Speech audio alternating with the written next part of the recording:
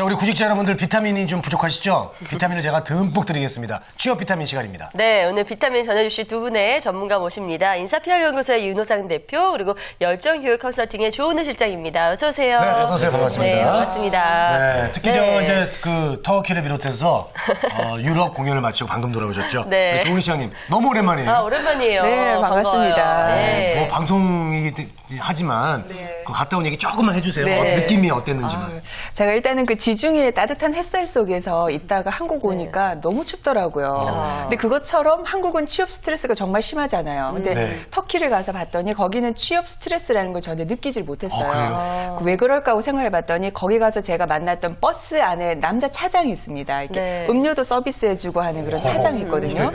우리가 생각하기엔 너무나 정말 아닌 직업이다라고 생각을 하겠지만 그럴 수 있죠. 그 사람들은 아주 사소한 일에도 열과 성을 다해서 몰입을 하면서 일을 하더라고요. 그러니까 자신이 할 수 있는 일에는 최선을 다하는 그런 모습들을 보면서 아, 우리나라의 좀 젊은 청년들도 저런 모습을 배우면 좀 취업 스트레스를 좀 덜하지 않을까 하는 생각을 좀 해보고 왔습니다. 맞아요. 그래요. 저도 들은 것 네. 같아요. 우리는 음료수 같은 거 그냥 뭐 이렇게 주잖아요. 네. 그분들은 줄 때도 이렇게 혼신임을 다해서 준다고. 아, 네, 또 예. 연기하신 건가요, 지금? 네, 그러더라고요. 예, 알겠습니다. 더 많은 이야기를 좀 들어보고 싶지만. 나중에 얘기해 주세요. 네, 저희가 또 네. 오늘 준비한 내용이 있으니까요. 먼저 네. 두 분께서 오늘 준비해 오신 취업 비타민 어떤 내용인지 화면 통해서 만나보시죠. 창의적 습관이라고 나왔습니다. 네, 그렇습니다. 네. 우리 이제 조은우 실장님이 이제 돌아오셔가지고 이제 창의력도 많이 더 늘어난 것 같아요. 워낙 되게 창의적인 분이시지만. 네. 그래서 이렇게 준비한 거죠? 네, 맞습니다. 예. 요즘에 기업들이 공통적으로 원하는 이런 인재상이 있죠. 바로 창의적인 인재인데요. 네. 근데 그런 창의적 인재는 하루아침에 되지는 않죠. 그래서 창의적 인재가 되기 위한 평소의 습관을 어떤 것을 가지면 좋을지를 한번 이야기를 해보겠습니다. 네, 네, 알겠습니다. 알겠습니다. 자, 요즘 뭐 창의성을 이렇게 중요하게 본다면 과연 어떤 걸로 이 창의성을 보게 되는지 참 궁금한데요. 이 점부터 대표님 짚어주시죠. 예, 실제 이제 기업은 창의성을 검증하기 위해서 이제 다양한 방법으로 점검하는데요. 실제 자기소개서라든지 면접 등에서 점검을 하고 있는데 오늘 이 부분에서 좀 구체적인 예를 들어서 설명해 드리도록 하겠습니다. 아, 네. 알겠습니다. 창의적 인재가 되기 위해서 가져야 될 습관. 네, 창의성 그리고 습관. 이게 서로 좀 어떻게 보면 역설적으로 저는 들리는데 어때요? 네, 맞습니다. 왜 그렇게 좀 역설적으로 느껴지냐면 네. 창의성이라는 의미 자체를 보면 규칙을 깬고 뭔가 새로운 생각을 해내야 된다라는 의미가 좀 담겨 있죠. 하지만 이 습관이라는 말 속에는 규칙과 반복이라는 의미가 담겨져 있습니다. 그렇기 때문에 이 두 단어가 조금은 역설적인 느낌이 들지 않을까 싶은데요. 네. 하지만 우리가 기억해야 될 것은 이 영감이라고 하는 것이 어느 날 갑자기 벼락처럼 내려 꽂을 것이라는 기대는 버려야 한다라는 거죠. 행여나 그러한 영감이 벼락처럼 내려온다 하더라도 이 중요한 영감으로 내가 내 손으로 잡아내기 위해서는 평소에 그 영감을 잡아내는 습관을 좀 들여놔야 됩니다. 왜냐하면 이 아이디어는 공기와 같아서요. 도처에 널려 있습니다. 하지만 그 공기를 어떻게 내 손으로 끈을 긁어 모을 것인지 이 부분이 매우 중요한데요. 그래서 이 긁어 모으는 습관을 평소에 들여놔야 이 중요한 순간에 결정적인 아이디어로 영감을 획득을 할 수가 있기 때문인 거죠. 그래서 창의성도 평소에 습관을 들여놓을 필요가 있습니다. 알겠습니다. 그래요. 예. 알 것 같으면서도 잘 모르겠는데요. 네. 그렇다면 우리 구직자 여러분들께서 이런 창의적 인재가 되기 위해서는 좀 더 구체적으로 어떤 습관을 들이는 것이 좋을까요? 네, 일단 첫 번째로 제가 좀 제안을 드리고 싶은 습관은요. 네. A는 B다라는 등식 만들기입니다. 이것은 기존의 A를 전혀 다른 B와 연결을 시켜서 그 연결점으로 C라는 표현으로 해보는 것이죠. 이런 것을 흔히 메타포 또는 은유라고 이야기를 합니다.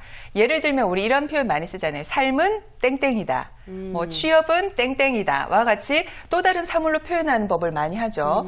뭐 예를 들면 이제 섹스피어 같은 경우도 그런 경우를 매우 잘했습니다. 뭐 삶은 가냘픈 촛불이다. 걸어다니는 그림자다와 같이 표현을 할 수가 있는 거죠. 네. 이런 메타포 놀이는 A와 B를 연결을 함으로 인해서 전혀 다른 C라는 새로운 해석을 만들어낼 수 있는 창조법입니다. 이때도 A와 B가 전혀 상관없는 그런 것을 연결을 할수록 새로움 더욱 커질 수가 있는 거죠. 네. 아리스토텔레스도 이 부분에 대해서 이렇게 얘기를 했습니다. 창조의 근원은 바로 은유와 메타포이다. 그래서 이 창의적인 사람의 뇌에 공통적으로 드러나는 특징도요. 굉장히 멀리 떨어져 있는 A와 B를 연결할 줄 아는 사람이 그런 현상을 보인다고 합니다. 그렇기 때문에 구직자 여러분들도 뭔가 친숙한 사물을 전혀 낯선 사물과 비유를 해본다든지 또는 그 낯선 사물을 아주 친숙한 사물과 비유를 해보는 이러한 습관을 들이시게 되면 저절로 창의적인 뇌로 발달을 할 수가 있을 겁니다. 그렇군요. 갑자기 수능 예. 시험 보는 것처럼 네네. 느낌. 어려웠네. 저도 A는 B고 B는 이렇게 하는 거예요. 뭐 그렇죠. 취업에는 뭐 MC가 중요하고 MC는 박정호다 이런 식으로. 그건 아닌 것 같아요. 그렇죠. 그렇죠? 취업을 뭐로 표현을 한번 해보시고 보세요. 취업은 네. 땡땡이다. 취업은요. 예. 네. 취업은 뭐예요? 취업은요? 예. 뭐 그냥 아주 구태연하게 표현을 하자면 어. 취업은 뭐 즐거움이다 뭐 이런 거요. 즐거움이다. 그렇죠. 네. 그러면서 왜냐하면 이런 네. 뒤에 새로운 그렇죠. 시의 해석이 나올 수가 네. 있는 거죠. 예. 이런 시도가 아, 좋은 막상 메타포 시도입니다. 평소에 생각을 안 하던 거니까 이렇게 질문을 주시니까 정말로 깝깝한 답만 나오네요. 네, 평소에 좀 생각을 많이 해야 저도 되겠습니다. 기껏해야 뭐 취업은 밥줄이다 이렇게밖에 못 나왔을 것 같아요. 네, 그건 현실이죠. 은유가 아니라. 그렇죠. 예. 자, 그 밖에 또 어떤 습관을 들이는 것이 좋을까요? 네, 두 번째는 제가 일상을 데자뷰하라라는 습관을 말씀을 드리고 싶어요. 데자뷰요? 아, 데자뷰가 아니라 거꾸로죠. 죄송합니다. 부자대하라. 부자대요? 네. 데자뷰를 정말 반대로 이렇게 해놓은 거네요. 오, 맞습니다. 네네. 데자뷰? 방금 그렇게 하셨잖아요. 네. 정확하게 얘기를 해주셨는데요. 네. 데자뷰라는 단어는 많이 들어보셨죠? 예. 네, 어떤 그 처음 본 것이지만 예전에 내가 많이 봤던 것 같다라고 느껴지는 현상을 데자뷰라고 하는데요.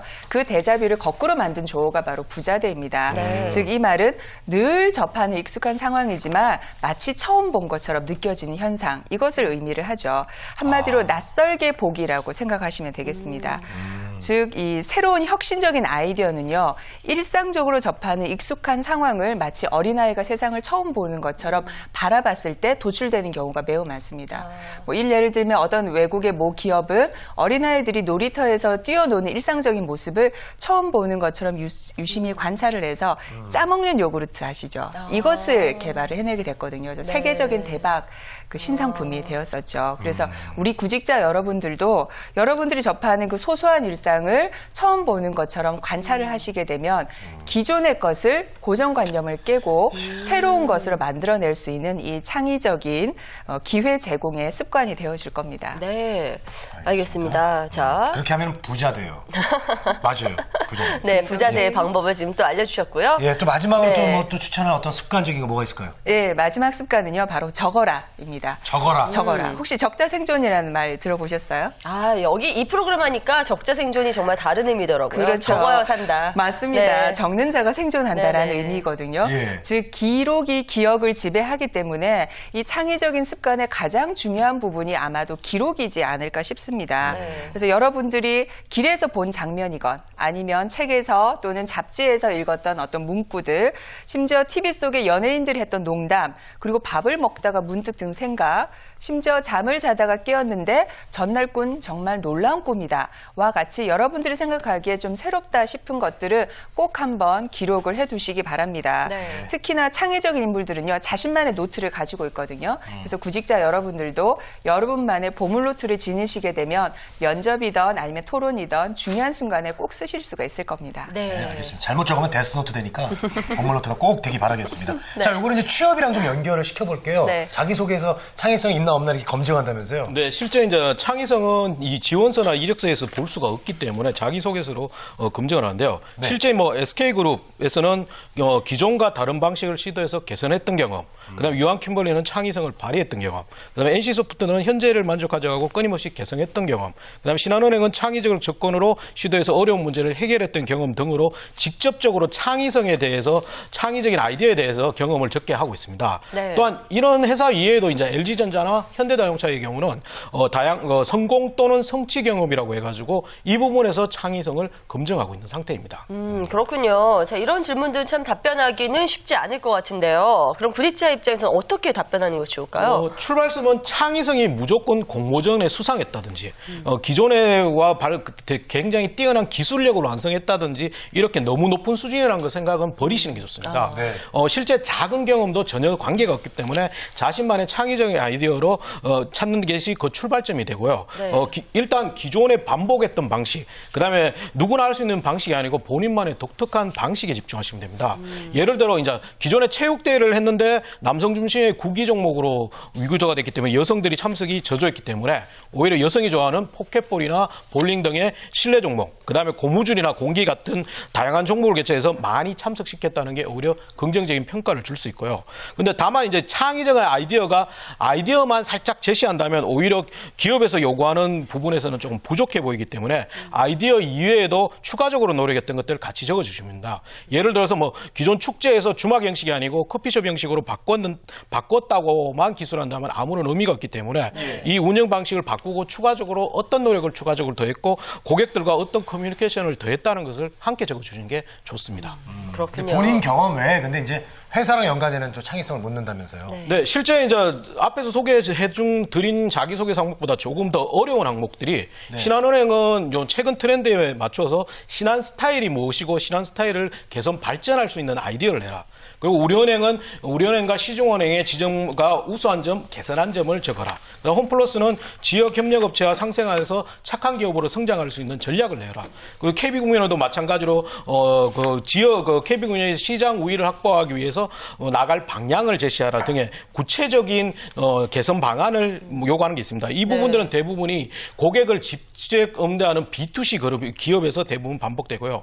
실제 이 부분은 이제 지원자가 지금보다 발전적으로 발전할 수 있는 개선 아이디어를 찾는 것이 가장 중요한 부분인데 네. 이 부분에서는 뭐 너무 거창한 것보다는 고객의 관점에서 조금 더 불편했던 것들을 찾는 게 좋습니다. 근데 단순히 온라인의 막연한 생각이라든지 이런 것들은 좀 피하시고 직접 시중 지정 은행이라든지 영업점에 방문하는 것이 필요한데 본인이 가까운 영업점만 방문하는 것이 아니고 다른 지역 그리고 경쟁사의 지점에서도 적극적으로 방문하셔서 눈으로 확인하는 게 중요합니다. 네, 알겠습니다. 지금까지 이제 자기소개서에서 어떻게 어필할 수 있는지 이런 것들을 조금 질문별로 알려주셨는데요.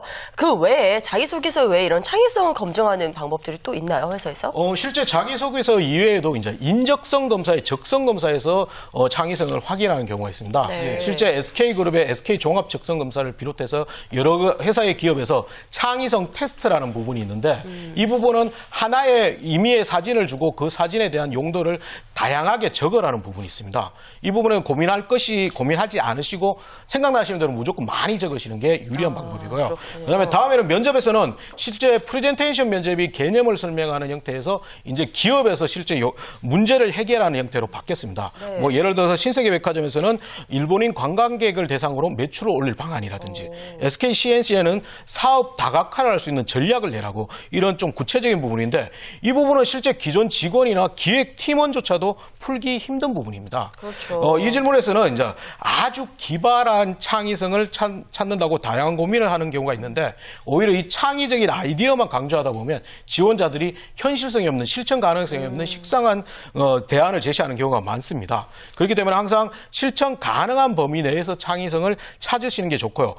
경쟁 기업에서 실시하는 그 전략보다는 전혀 다른 기업이나 업종에서 하는 전략을 찾으신 후에 결론을 먼저 내신 후에 그와 유사한 대안들을 나열하면서 좀 전략적으로 선택했다는 인상을 남겨주는 게 필요합니다. 네, 알겠습니다. 자, 오늘도 아주 실질적으로 좋은 내용을 많이 말씀해 주셨습니다. 네. 자, 이제 마지막으로 우리 조은희 시장님부터 무릎팍 도사처럼 마지막 처방전 한번 내려주시죠. 네, 팍팍 드리겠습니다. 예, 예. 제가 드릴 마지막 처방은요, 이 창의적 인재란 임기응변에 능한 사람이 아니다라는 처방전입니다.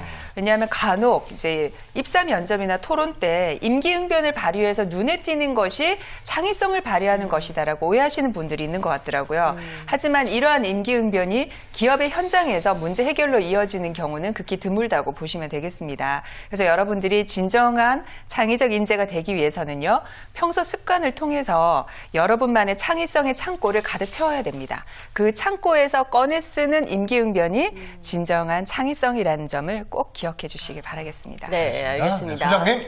네, 창의성은 오히려 머리에서 나온다고 보고 있는데 실제 취업 현장에서는 창의성은 머릿속에 나오는 것이 아니고 본인이 평소에 관심 있게 찾아보고 몸으로 느껴보고 직접 고객 입장에서 찾아보는 것이 굉장히 중요합니다. 특히 이제 너무 고객에서 편리한 요구만 하는 게 아니고 기업에서 이익이 되는지를 고려하셔가지고 항상 몸으로 적극적으로 경험하는 게 오히려 창의성의 기초가 될 것입니다. 네, 잘 들었습니다. 오늘 두 분께서 전해주신 처방전 잘 참고하셔가지고요. 여러분들 창의적 인재 한 발 더 다가서기 바랍니다. 지금까지 윤호상 대표, 조은우 실장과 함께했습니다. 말씀 고맙습니다. 네, 감사합니다.